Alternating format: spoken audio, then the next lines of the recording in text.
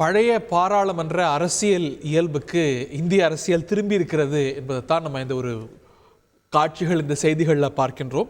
பாராளுமன்றத்தில் ஒவ்வொரு சிறிய விஷயத்திலையும் ஆளும் எதிர்த்தரப்புகளுக்கு இடையே வித்தியாசங்கள் ஏற்படுவதெல்லாம் யூபிஏ ஆட்சி காலத்தில், வாஜ்பாய் ஆட்சி காலத்தில் பார்த்திருக்கின்றோம். ஏனென்றால் எதிர்க்கட்சி வரிசை என்பது அவ்வளவு பிரம்மாண்டமானதாக இருந்தது, அல்ல நிகராக இருந்தது, இல்லை பெரிதாக இருந்தது.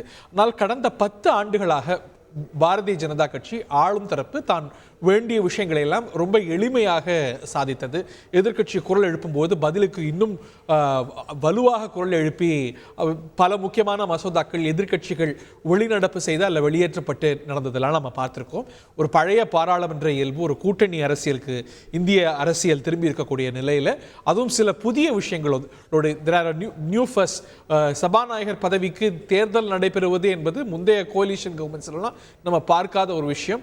இதெல்லாம் வந்து ரொம்ப எளிமையாக ஒரு உடன்பாடு ஏற்பட்டுவிடும், எவ்வளவுதான் எதிர்க்கட்சி வரிசை பெரிதாக இருந்தாலும். ஆனால் முதன்முறையாக பாராளுமன்றத்தில் சபாநாயகர் பதவிக்கு தேர்தல் நடக்கிறது என்றால் அது இன்னும் கூட எவ்வளவு காம்படிட்டிவாக பாராளுமன்றம் இருக்க போகிறது, ஆளும் எதிர்த்தரப்புக்கும் இடையேயான வித்தியாசங்கள் எவ்வளவு கூறாக இருக்க போகின்றன என்பதை இந்த செய்திகள் நமக்கு உணர்த்துகின்றன.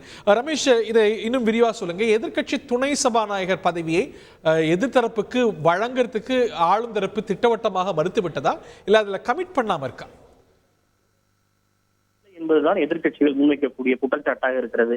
அதாவது ஆளுங்கட்சி என்ன சொல்றது, நம்ம அதை பேசிக் கொள்ளலாம், அதை பின்னர் நாம் தீர்மானித்துக் கொள்ளலாம் என்று அவர்கள் தரப்பில் ஒரு விதமான கமிட்மெண்ட், உத்தரவாதம் இல்லாமல் இருப்பதாகத்தான் எதிர்க்கட்சிகள் குற்றம் சாட்டுகின்றனர். எனவே அவர்களுடைய பேச்சல் எங்களுக்கு நம்பிக்கை இல்லை. அவர்கள் அவைக்கு உள்ளே ஒன்று பேசுகிறார்கள், அவைக்கு வெளியே ஒன்று பேசுகிறார்கள். எனவே அவர்களின் மீது நம்பிக்கை இல்லை என்பதுதான் எதிர்க்கட்சிகள் முன்வைக்கக்கூடிய ஒரு குற்றச்சாட்டாக வந்திருக்கின்றது. ஆளும் கட்சியை பொறுத்தவரை இந்த துணை சபாநாயகர் என்கிற ஒரு பதவி அவ்வளவு தேவையானது, அவசியமானது, முக்கியமானது என்பதாக அவருக்கு கருதவில்லை. ஏனென்றால் மக்களவையில் சபாநாயகர் என்று ஒருவர் இருக்கிறார். அவர் இல்லாத நேரங்களில் அவையை வழிநடத்துவதற்கு வைஸ் சேர்மன் பேனல் என்கிற ஒன்று இருக்கிறது.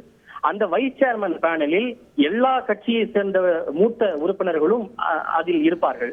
சபாநாயகர் அவையில் இல்லாத நேரங்களில் நிச்சயமாக அதில் யார் அவையில் இருக்கிறார்களோ, அந்த பேனலில் உள்ளவர்கள் யார் அவையில் இருக்கிறார்களோ அவர்கள் அந்த அவையை வழிநடத்துவது என்பது வழக்கமாகதான் இருந்து வருகின்றது.